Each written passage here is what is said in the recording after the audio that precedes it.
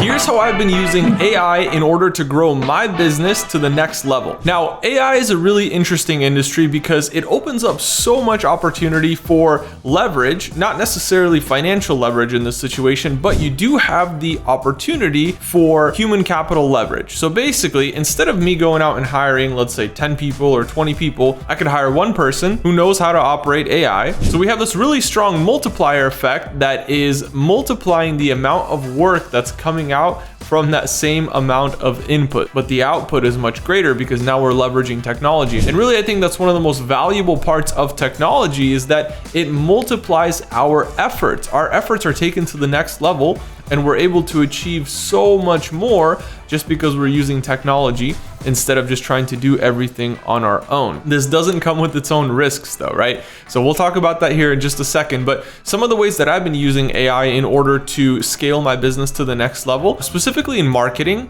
I think there's a lot of application in marketing. And the reason is that you can have AI analyze customer data. So let's say you're selling, right? And you're collecting customer data. Oh, I know that this demographic tends to respond well to my content.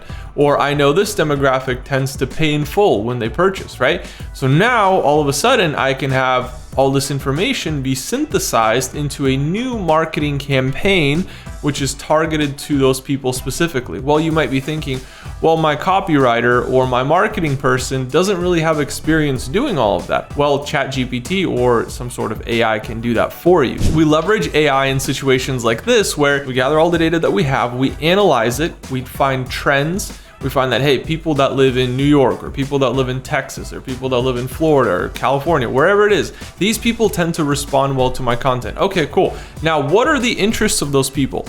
Oh, let's say, for example, all of those people are car people. They love cars, right? So now all of a sudden I have this insight that I can use in my copy, in my ads. I can now market better to those people. I can start using car analogies, right?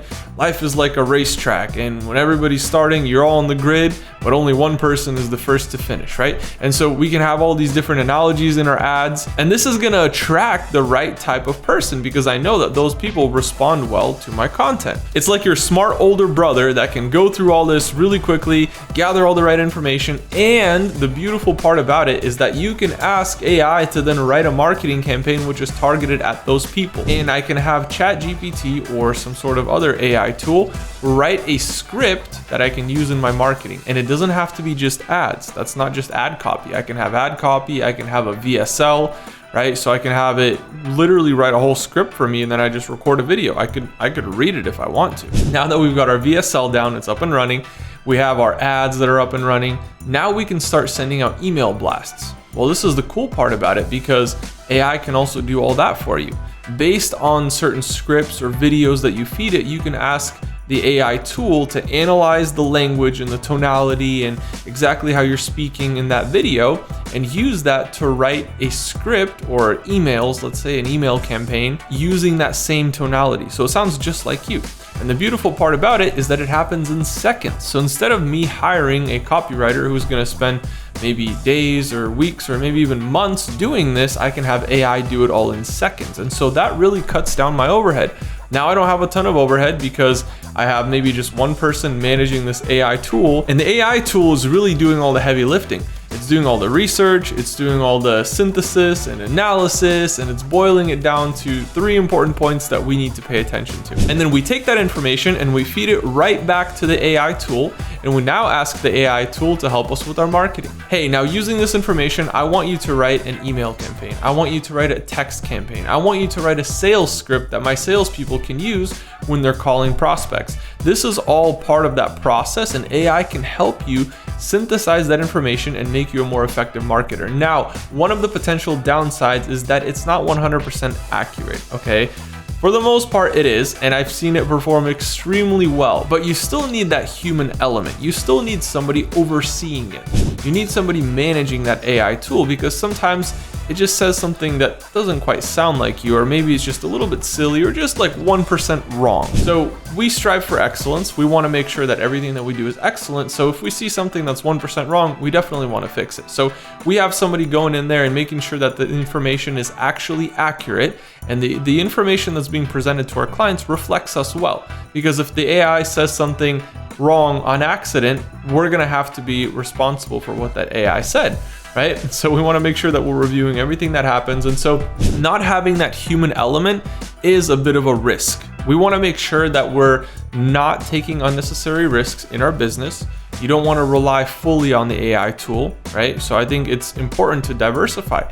Even when you're just running a business, if you're running a brick and mortar business, you should still diversify. Let's say you're selling soap. You don't want to just sell bar soap. You want to sell liquid soap. You want to sell shampoo. You want to sell conditioner. Maybe you want to sell multiple brands, multiple scents, multiple colors, right? Different formats. You want to have multiple products because that's diversification. So same thing here. I don't want everything to be centered around the performance of this one AI tool, because what happens if that AI tool stops being available?